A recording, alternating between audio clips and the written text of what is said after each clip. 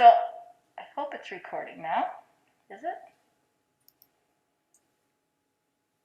Is it recording? I think so. Okay. So, so I want to demonstrate this, and then I'll put the recording of my demo up so that if you guys have to access it again, you can look at it and it'll hopefully help you.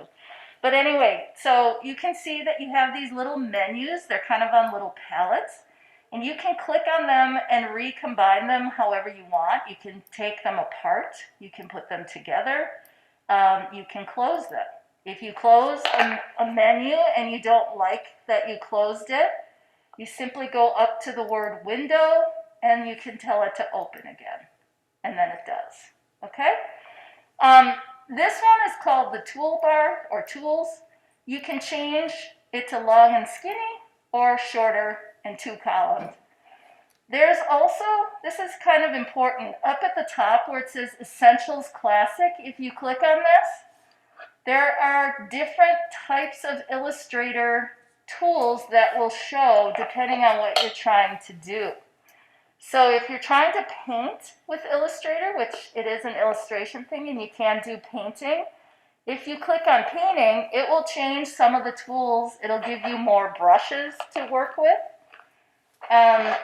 We're going to just stick with Essentials Classic, but depending what you're doing, it could be helpful to you to change the setting because it will give you more options. All right? So what you see here is a really simple logo that I designed. Okay? And if you did your research, you know that there are 3 types of logo designs. There is type only, symbol only, and type and symbol combined. So this would be a type and symbol combined. All right? So I want to show you how I built this logo. So I'm going to just kind of move it up out of the way. So Illustrator has these arrow keys at the top. The black arrow key is the selection tool to select a whole thing, a whole shape, a whole line of text, yada yada. The white one allows you to direct select points of a shape. And then underneath here, there's actually one that's called a group selection tool. It allows you to select multiple things. So those arrows are important because that's how you click on things and select them. So right now I believe I grouped my logo. So the logo, if I click on it and move it, oh, no, I didn't. Okay, that's good. I was hoping it wasn't grouped. So I clicked on it, and right now what I've clicked on is only this hexagon shape. If I click here, I've got the rectangle shape. If I click out here, it's the black rectangle. If I click on this A, R, T, I think all 3 of those are groups. So depending where you click with this selection tool, it's going to choose the shape. So Illustrator has shapes built in. So here is a rectangle tool. Notice, I'm going to zoom in here. If there's this little triangle, that means that there's more tools underneath. So there's a rectangle, a rounded rectangle, an ellipse. The ellipse, I will show you this. If I click, hold, and drag, it's an oval. If I hold the Shift key, click, hold, and drag, it's a circle. If I want to be super specific about the size of my shape, I can actually double click. I think that's what, no. Click once, and it pops open this box. So I could type in 3 by 3, and it'll give me a perfect 3-inch diameter circle. So if you know that you need something to be a specific size, you can do it that way with the shapes, okay? Notice my shape took on the color of this swatch right here. This is the foreground fill color. This is the outline color. And currently there is no outline. We call outlines strokes. And so I can go over here and I can choose a color to be my outline. And so now, if I zoom way in, you can see that there's a little tiny green outline on that circle. Okay, I'm going to actually click off so you can see it better. Do you see it? So that's called a stroke. There is a stroke menu. Here it is. okay? And you can change the size of the stroke. So I'm just going to bump it up to 10. Oh, I got to have it selected first, sorry. So select this. I'm going to show you, bump it up to 10 points, and there it is with stroked. So that's how you get outlines on your shapes. You can make your own custom shapes in a couple of different ways. So let's say your logo has something you want to hand draw. There's this thing called the pen tool in Illustrator, and it's a dot-to-dot drawing tool. Notice that currently I have, it's filling and outlining with what I have selected. If I don't want it to do that, let's say I only want it to be, I'm going to actually make it be not filled. So now it's only stroked with the green and it's see-through. How do I know it's see-through? Just to show you, I'll move this on top and you can see through that it's cut out, okay? So you can draw with the pen tool dot to dot. You can also draw with the pen tool and create curves. So you want to click, hold, and drag in the direction of the curve. You can then go over here and pull out the little handle. You can go down here, pull out another one, and you can custom draw curves with this tool. And sometimes it gets wonky and it doesn't work. So that's when this direct selection tool comes into play. I can go in and click on the individual points and I can re-grab these handles. That one got tied inside out, so I can fix where my points are. I can pull them out or in. I can even, under the pen tool, I can change, I can add one, I can delete it. I can make an anchor point, sort of untie it and change its direction, and that controls the direction of the curve. So when you use the pen tool, I would say that the pen tool is one of the hardest things to master. In Illustrator, it does take practice, so don't get discouraged. But one of the things that you can do is you can fix your mistakes really easily. There's also this curvature tool. It lets you, I actually don't use this, but it lets you kind of create these curves like this. It's okay. I don't know. I don't love it, but you're welcome to use it if you want. Okay. Now notice that there is a magic wand tool, and you might think, oh, you can select stuff by color. You can if it's a shape that's filled. But if I bring a photograph in here, it cannot select the colors of the pixels of the photo. Okay. So just be aware that that magic wand doesn't quite work like what it does in Photoshop. So this again is where you find your shapes. The star tool is kind of fun to play around with.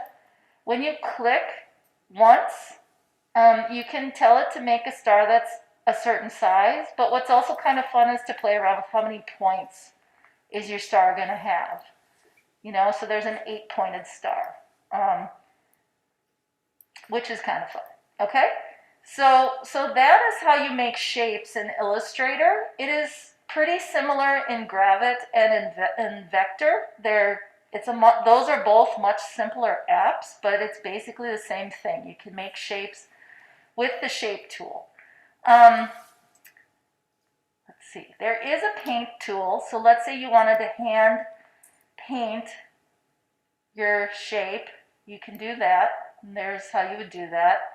Notice it's only painting with this. If I click here, I can double click and I can get a color to show up. So now if I draw, what happened? I didn't keep that. That's weird. Should have kept it. Let's try again.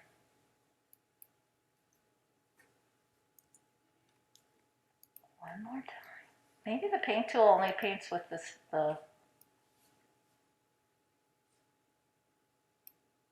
yeah, I think the paint tool only paints with the stroke. That appears to be what it does. However, if I were to use, say that, let's do this. If I choose my star, let's have a different we'll go over here. Let's make it be a traditional 5-pointed star. There you go. So it's filled with the color I wanted, and it's outlined with the green. You can't see it, but it is. Okay?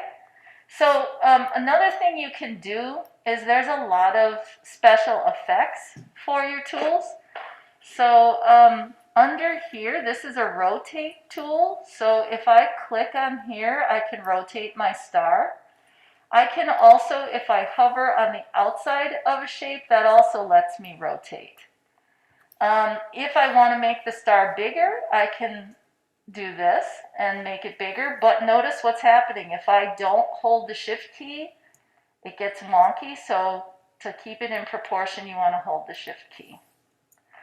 So another thing you can do is there is a scale tool. There's a shear tool, there's a reshape tool. So I like the scale tool a lot because what the scale tool does is currently I have that star chosen. Let's say I want to shrink it, okay? I want to make a star that's 50% smaller than that star. It will allow me to do that. You want to make sure that you scale the corners and you scale the strokes. If I click OK, now it shrunk the star by 50%. All right? So that's kind of cool. The scale tool can also allow you to, at least it used to, it's not there. You could also make a copy, so you could scale it and then make a copy of it. I don't see that. Oh, there it is, right there. So if I enlarge this, let's enlarge it 120%, and I click copy, what happened is it did scale it, but it kept the original one, and then it gave me a copy one, okay? So tools, a lot of times they have hidden ways to use them, so you can just simply scan over something, but if you click once with the tool, sorry, like this, click double, okay, some of them you have to double click, there we go. If you double click, then it opens up the menu for that tool, okay? Others you just click once, like with the shape tool, you click once and it opens things up. So, excuse me. So be aware of that there's different things that the tools can do. There's a whole bunch of other things hidden under here that we probably won't get into using with this assignment. There are also these. So the warp tool, the twirl tool. I kind of like twirl because it allows you to twirl. It can be kind of fun, but be careful because it really starts working like right away. So it's kind of fun to play with the twirl tool. Again, just like all the tools, I think the twirl tool, yeah, it has some parameters so you can tell it how much or how little, how detailed or not detailed you want it to be. So you can play with the shapes and what you do to the shapes. And there's a whole bunch of other ones here as well that you can play around with. So when you get on Illustrator, maybe play with some of these to see what they do. Another thing I want to show you is, and I'm going to actually get rid of some of this stuff. There's too much. Oops, I didn't mean to delete everything. Let's get rid of that one, that one, that one, and you. Okay, so let's say I want to show you some ways that Illustrator talks to the different things you do. So you can work in layers. I don't know if you can see the layers menu right now. Let me go get it open. So layers is a very powerful way to work in Illustrator because Illustrator not only makes the main layer, it actually makes sub-layers for every single thing you do, which is incredible to work with. So you can go in and some of your sub-layers even have sub-layers. So it's kind of like, oh my gosh. So there's a lot you can control and do. You can group your layers. You can work on just one. So currently I'm only working on one layer. So everything's on the same layer. But if I wanted to kind of not do that, I can add a layer with this little icon right here. Okay. So that's one of the things that Illustrator can do is to work with layers. You can make the layers see-through. There is an opacity tool over here. Here's how you can control the stroke. This is where you control the fill. So this is showing the shape I have selected right now. If I have nothing selected, then there's nothing there, okay? The other thing I wanted to show you is that there are ways you can join your shapes together. So let's say you decided that you want this to get connected to this. I kind of want these to be intersecting each other in a way. So first of all, I think what I'm going to do is I'm going to fill the top one with white. So now it's actually filled with white. So to create my logo, maybe I want to sort of change this and I'd actually like the circle part to be behind this part. So you have up here under Object, Transform, and Object, Arrange, you can tell Illustrator to bring things to the front or to send them backwards. And depending how many you've layered there, I'm just going to say send to back. Is it working? Yeah. So the circle was in the back. Sorry, I clicked on the wrong one. Here we go. So I'm going to send that weird shape to the back. So now it's behind the circle, and it looks kind of like this, if that's what I want, okay? So sometimes you'll be working on something and you're like, where did it go? What did I do with it? You need to check your arrangement. So that's under Object, Arrange. You have to have something selected in order for that to work. Could someone go close the door, please? Oh, no, just do the doorstop. Thank you. All right, so some other things you can do, I'm going to pull this apart for a sec, is under Object, you have all these other things. You can create blended things. You can create patterns. You can create shapes. You can create what's called a clipping mask and a compound path. So these are ways to get cutouts to happen, and you just have to kind of play around with the order. If I say clipping mask, it can't because I didn't. Okay, I have to have both selected. So I'm going to select both of them, and then we'll try and make a clipping mask. So it cuts out whatever was in the front and leaves just this tiny bit. If that's not what you want, then you would kind of play around with which one should be in the front, which is in the back, okay? So that's called a clipping mask. Another thing is to do this compound path. And a compound path is where it got rid of the fill and it sort of joined both of these shapes together as one, okay? And that may or may not be what you want, but that is something you can play around with as you're working. The last thing I'm going to show you in Illustrator is how do you work with text. So the text tool is very powerful in Illustrator. When I need to design using text, I almost always use Illustrator. So if I click the text tool and just start typing, it gives me a line of text. And I can just click, hold, drag. If I hold down the Shift key, it keeps it in proportion. I can also control my text via the character menu or palette. So I can change the font using this. And I can go in and I can change the size through this. Remember that 72 points, 72 pixels equals 1 inch. If I have multiple lines of text, I can control what's called leading. So let's say I have the word art, and then I click to add a second. So the space between these two lines of text is called leading.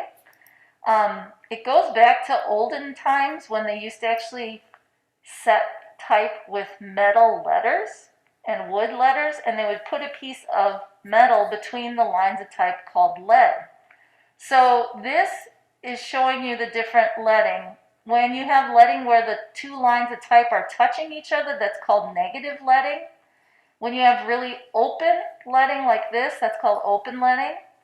Usually you want your leading to be near the size of what your font is. So mine's 72, so I'm going to actually pick 60. So it's tightly leaded right now, okay? So that's lines of text. That's one way to use the text tool. Another way to use the text tool is to click, hold, and drag. And what this does, and I'm going to actually give myself a smaller type size. What this does is it lets me just type inside of a text box. Now, right now, this is on that really big leading. So we're going to take that leading down to 14, so it's full leading. So my lines of type are just kind of lining up that way. Command Z undoes, so I can step back a bunch of times. So I'm going to redo this. We're going to switch U to 14. We're going to switch this to 14. And then I'll just type and fill the box. All right, so this would be good for big sections of copy where you're needing to add a bunch of words. What's important to notice with this is when I change the size of the box, it does not change the size of the text. Whereas here, if I click on the size of the box, it does change the size of the text. And if I don't hold the shift key, it goes out of proportion. Okay? So again, this one I got by just clicking the text tool, click once, and you get it. This one I got by going click, hold, drag, and it made a box. All right? So that's important to understand the difference between the two text tools. You notice there are a whole bunch of other text tools underneath there. So under the big T, you see there's one called an area type tool. So what that is if I click on a shape, it will fill the shape with text. So if you want to get text that's in the shape of a circle or a square or something, that is what you do. It gets rid of the fill of the shape and it fills the area with the text. Another one is called the type on a path tool. And I am going to actually delete these. Let's see if we can get our star to work for us here. Okay, so here's the star. I'm going to click on the type on a path tool. And what it did is it lets me type on the line, the outline of the shape, and it's got this little handle. It's hard to grab, but you can grab it and move the text wherever you want to start it. And you can even, if you go all the way around the side, you can actually get it to come on the inside of the shape. It takes a bit to get it, but anyway, so that allows you to type on the outside of something. So if you wanted, say, curved text, this would be how you get curved text, okay? And then vertical would be, let's make a new shape for ourselves real quick. We'll hand draw a triangle. There we go, all right? And then we'll type here. And so notice it filled inside the triangle, but it did it in vertical rows like that. You can also do vertical area tool, same thing. You can do vertical path, okay? I honestly have never used the touch type tool. I have no idea what that does. So that's just some things the type tool can do. The last thing I want to show you about the type tool is that, I'm just going to type one big A. And let's go over here and let's pick a font that's got some stuff to it. We'll pick that one and we're going to make it really big. That's not even close to big enough. Let's do that. All right, so currently Illustrator sees this as an A and it sees it as part of a word.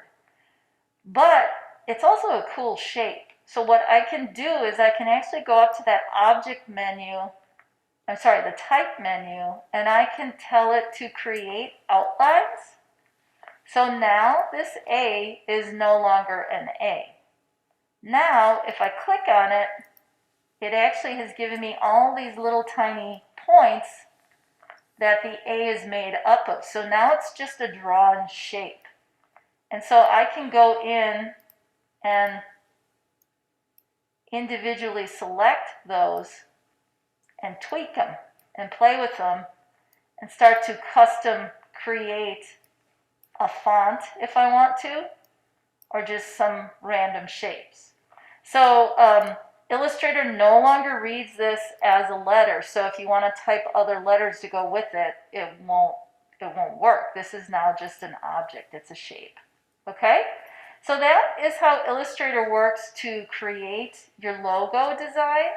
What you're going to want to do, which I didn't show, so we'll go backwards here, is when you get to Illustrator, you're going to say File, New, and you want to choose Letter, and you want to choose something for print so that it shows up in inches.